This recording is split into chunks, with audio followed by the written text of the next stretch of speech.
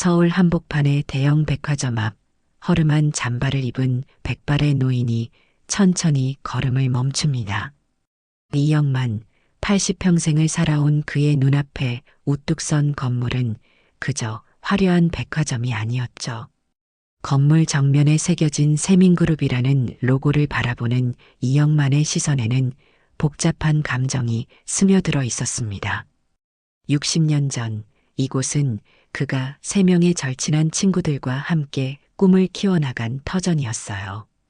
당시 20 남짓한 청년이었던 이영만은 동료들과 함께 작은 상점 하나로 시작해 오늘날의 거대한 유통제국을 일궈냈죠. 하지만 세월이 흐르면서 성공의 달콤함은 우정을 갉아먹었고 결국 동업자들의 배신으로 그는 자신이 만든 회사에서 쫓겨나야 했습니다. 낡은 운동화를 신은 발걸음이 무거웠습니다. 이영만은 오늘까지도 이곳을 찾을 용기를 내지 못했었어요. 하지만 생의 마지막을 바라보는 나이가 되니 자신이 평생을 바쳐 일궈낸 곳이 어떻게 변했는지 궁금해졌습니다. 단 한 번만이라도 안에 들어가 보고 싶었죠. 건물을 올려다보는 이영만의 얼굴에는 그리움과 원망이 뒤섞여 있었습니다. 저 높은 곳 어디선가 자신을 배신한 옛 동료들이 여전히 호화로운 삶을 누리고 있을 텐데 정작 자신은 이렇게 초라한 모습으로 서 있으니 말이에요. 그래도 한 걸음 한 걸음 정문을 향해 다가갔습니다. 마치 오래전 기억 속으로 걸어 들어가는 것처럼 천천히 조심스럽게 말입니다. 추운 바람이 이영만의 희끗한 머리칼을 흩날렸어요. 손은 주머니 깊숙이 넣고 어깨는 움츠린 채로 서 있는 모습이 쓸쓸해 보였습니다. 지나가는 사람들은 그저 평범한 할아버지 정도로만 여겼죠. 누구도 저 노인이 이 거대한 건물의 뿌리였다는 사실을 알지 못했습니다. 역사는 승자의 것이라고들 하잖아요. 이영만의 이름은 이미 오래전에 지워져 버렸고 사람들의 기억에서도 사라진 지 오래였습니다. 이영만이 백화점 정문에 다가서자 제복을 입은 경비원이 그의 앞을 가로막았습니다. 죄송한데 입장 안 됩니다.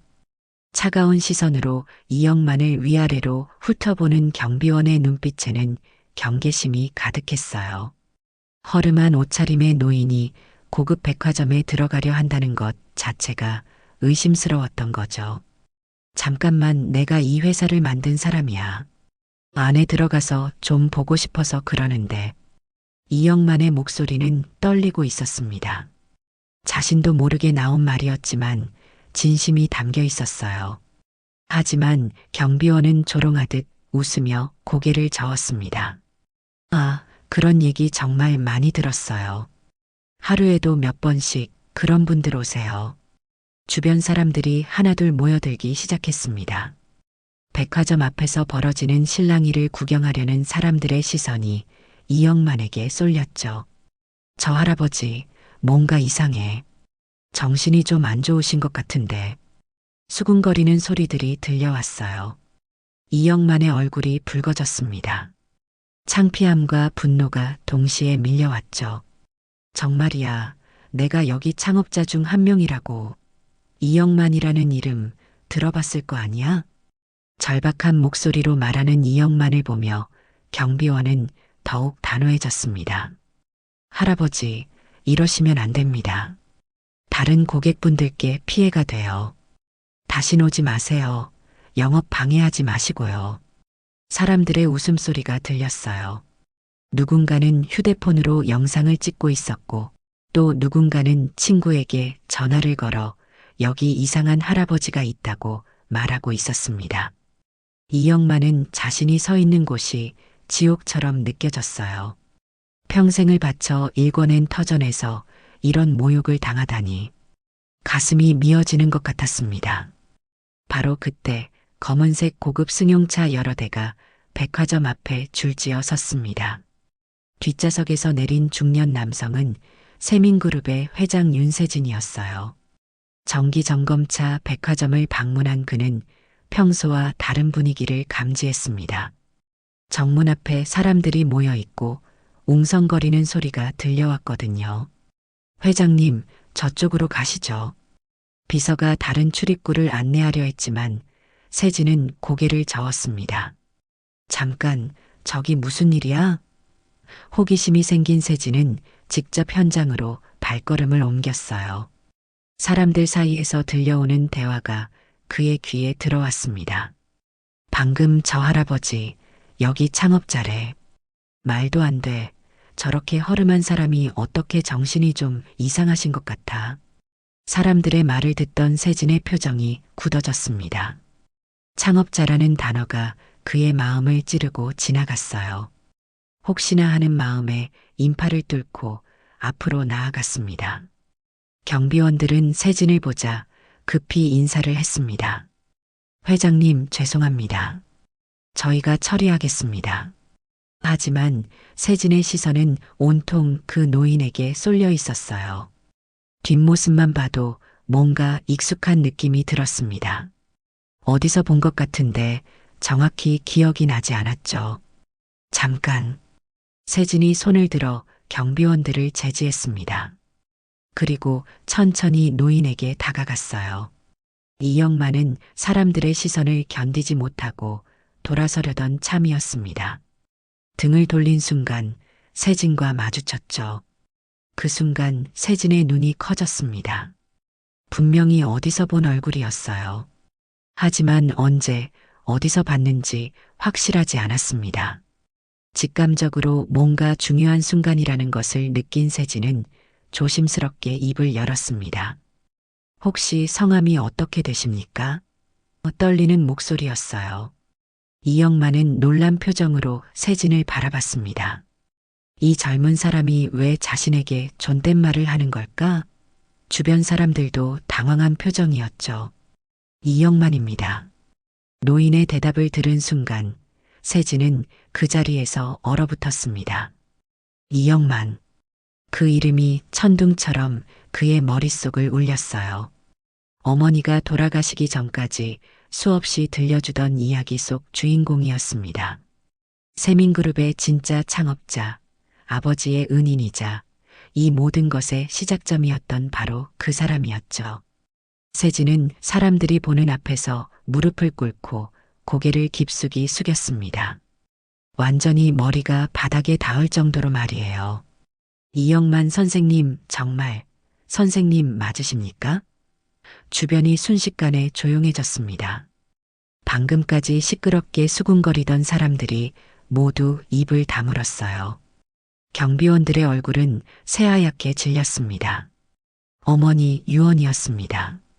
세진의 목소리가 떨리고 있었어요. 이영만 선생님을 다시 만나면 내 아들이 제일 먼저 고개를 숙여 인사해야 한다고 하셨습니다. 선생님이 없었다면 저희 가족도 없었고 세민그룹도 없었다고 하시면서요. 이영만의 눈에서 눈물이 흘러내렸습니다. 60년 만에 듣는 인정의 말이었어요. 사람들은 상황을 이해하지 못하고 있었습니다. 왜 거대한 기업의 회장이 허름한 노인 앞에서 무릎을 꿇고 있는 건지 도대체 무슨 일인지 모르겠다는 표정이었죠. 하지만 그 장면 자체만으로도 충분히 충격적이었어요. 휴대폰 카메라들이 일제히 두 사람을 향했습니다. 일어나게, 젊은 사람아. 이영만이 떨리는 손으로 세진의 팔을 잡아 일으켰습니다. 자네가 그 아이구나. 어머니가 얼마나 자랑스러워 하셨는지 모르네. 세진은 눈물을 훔치며 일어섰어요. 선생님, 안으로 들어가 주세요. 제가 모시겠습니다. 경비원들은 어떻게 행동해야 할지 몰라 당황하고 있었습니다. 방금까지 쫓아내려던 노인이 회장이 무릎까지 꿇으며 모시는 분이라니. 세진은 경비원 쪽을 돌아보며 단호하게 말했습니다. 앞으로 이분께서 언제든 자유롭게 출입하실 수 있도록 하게. 그리고 최고의 예우를 다하고. 세진은 이영만의 손을 정중히 잡고 백화점 안으로 안내했습니다. 화려한 로비를 지나며 이영만의 눈에는 감회가 새로웠어요. 예전에는 없던 대리석 바닥과 황금빛 장식들이 눈부셨습니다. 많이 달라졌네. 이영만이 중얼거리자 세진이 미소를 지었습니다. 하지만 뼈대는 그대로입니다. 선생님이 설계하신 그 구조 말이에요. 엘리베이터를 타고 올라가면서 세진은 층층이 설명을 해주었습니다. 여기 7층, 창업 당시 선생님이 직접 디자인하신 식당층입니다. 지금도 그 콘셉트를 유지하고 있어요. 이영만은 놀란 표정을 지었습니다. 자신이 그린 설계도대로 지금까지 운영되고 있다는 것이 신기했거든요. 이 복도도 기억나십니까? 어릴 적 제가 선생님 손을 잡고 뛰어다녔던 곳이에요. 세진의 말에 이영만의 기억이 되살아났습니다. 그래, 그때 꼬마 하나가 있었지. 직원 중 한 사람의 아들이었는데 항상 사무실에 따라와서 돌아다니곤 했었죠. 그 꼬마가 자네였구나. 복도를 걸으며 이영만은 과거 속으로 빠져들었습니다. 여기서 동료들과 밤새 회의를 하던 기억, 첫 번째 대형 거래가 성사되었을 때의 기쁨, 그리고 배신당하던 그날의 아픔까지 모든 것이 파노라마처럼 지나갔어요. 세진은 이영만의 표정을 보며 조심스럽게 말했습니다. 선생님께서 겪으신 일들, 어머니께서 다 말씀해 주셨습니다. 그때 참 힘들었지. 이영만이 한숨을 쉬며 말했습니다. 친구라고 믿었던 사람들이 하나둘 등을 돌리더라고. 마지막에는 아무도 내 편이 없었어. 세진의 가슴이 아팠습니다. 어머니로부터 들은 이야기가 얼마나 잔인한 현실이었는지 새삼 깨달았어요. 하지만 선생님의 정신은 이 건물 곳곳에 살아 있습니다. 고객을 먼저 생각하고 직원을 가족처럼 대하라는 선생님의 가르침을 지금도 실천하고 있어요. 세진의 말에 이영만은 그제야 미소를 지었습니다. 그걸 아직도 기억하는구먼. 세진은 이영만을 회장실로 모셨습니다. 넓은 회장실에 앉은 이영만은 창밖을 내다보며 감격스러워했어요. 여기서 이 도시가 이렇게 내려다 보이는구나. 세진은 즉시 비서실에 지시를 내렸습니다. 지금 당장 홍보팀 불러. 그리고 창립사 관련 모든 자료를 가져와. 회장님, 무슨 일이십니까? 비서가 당황해하자 세진은 단호하게 말했습니다. 즉시 창립자 소개 섹션에 이영만 선생님 이름을 복원해. 홍보물 전체에 창립사인의 실명을 모두 반영하라고 해. 그리고 이영만 앞에 무릎을 꿇고 앉았습니다. 선생님, 제가 잘못했습니다. 그동안 선생님의 이름이 지워진 채로 회사를 운영해온 것이 죄송합니다. 세진의 목소리에는 진심이 담겨 있었어요. 당신이 없었으면 저도 없습니다. 이 모든 것이 선생님의 피와 땀으로 이루어진 것인데 그 사실을 알리지 못한 것이 부끄럽습니다. 이영만은 세진의 손을 잡고 일으켜 세웠습니다. 그런 말 하나면 됐네. 내가 바라던 건 거창한 게 아니었어. 그냥 내가 여기 있었다는 것, 내가 이 일을 했다는 것을 누군가 기억해 주는 것. 그것만으로도 충분해. 노인의 눈에서 눈물이 흘러내렸습니다. 홍보팀장이 급히 들어왔습니다. 회장님, 어떤 내용으로 수정하시겠습니까? 세진은 이영만을 바라보며 말했습니다. 세민그룹 창립자 소개에 이영만 선생님을 첫 번째로 올려드려. 그리고 선생님의 경영 철학과 창업 정신을 모든 직원이 알 수 있도록 사내 교육 자료도 만들어. 그리고 이것도 추가해. 세진이 메모를 적어 건넸습니다. 이영만 선생님께서 세우신 경영 원칙들, 특히 고객이 왕이 아니라 가족이라는 철학을 간주해 주세요. 그것이 우리 회사의 진짜 뿌리니까요. 이영만은 자신의 말을 그대로 기억하고 있는 세진을 보며 놀랐습니다. 젊은 사람아, 고마워. 이 늙은이의 마음을 이렇게 달래주다니. 이영만의 말에 세진은 고개를 저었습니다. 아닙니다. 제가 더 감사합니다. 선생님을 만나 뵐 수 있어서, 그리고 이렇게 바로잡을 기회를 주셔서요. 며칠 후 세민백화점 정문 앞 거대한 전광판에 새로운 문구가 올라왔습니다. 이 건물의 기둥은 콘크리트가 아니라 사람의 의지였습니다. 마이너스 창업자 이영만 지나가던 사람들이 하나둘 발걸음을 멈추고 전광판을 올려다봤어요. 며칠 전 여기서 벌어진 일을 목격했던 사람들은 고개를 끄덕였습니다. 그 할아버지가 진짜 창업자였구나. 어떻게 그런 일이 있을 수 있지? 사람들 사이에서 이야기가 퍼지기 시작했어요. 소셜미디어에도 그날의 영상이 업로드되면서 많은 사람들이 관심을 보였습니다. 댓글들도 하나둘 달리기 시작했죠. 백화점 내부 곳곳에도 변화가 생겼습니다. 로비 한쪽에는 창업자들의 사진과 함께 창업 스토리가 전시되었어요. 그 중심에는 젊은 시절 이영만의 사진이 자리 잡고 있었습니다. 직원들도 처음 알게 된 사실이 많았어요. 지금까지 알고 있던 회사 역사가 불완전했다는 것을 깨달았습니다. 고객들 사이에서도 화제가 되었습니다. 그분이 진짜 창업자였다니 믿어지지 않네. 그동안 얼마나 억울하셨을까? 특히 나이 드신 고객들 중에는 이영만을 기억하는 분들이 있었어요. 그 사람, 우리 아버지랑도 일했던 분이야. 정말 좋은 사람이었는데. 전광판의 메시지는 단순한 광고를 넘어서 사람들에게 감동을 주었습니다. 성공 뒤에 숨겨진 진실, 잊혀진 사람들의 이야기에 대해 생각해보게 만들었거든요. 어떤 이는 자신의 할아버지, 할머니를 떠올리며 눈물을 흘렸고, 어떤 이는 가족에게 안부 전화를 걸었습니다. 세진은 매일 아침 전광판 앞을 지나며 뿌듯함을 느꼈습니다. 이것이 어머니가 바라던 일이었구나. 진실을 알리고 잊혀진 사람을 기억하는 것. 그것이야말로 진정한 기업의 사회적 책임이라는 생각이 들었어요.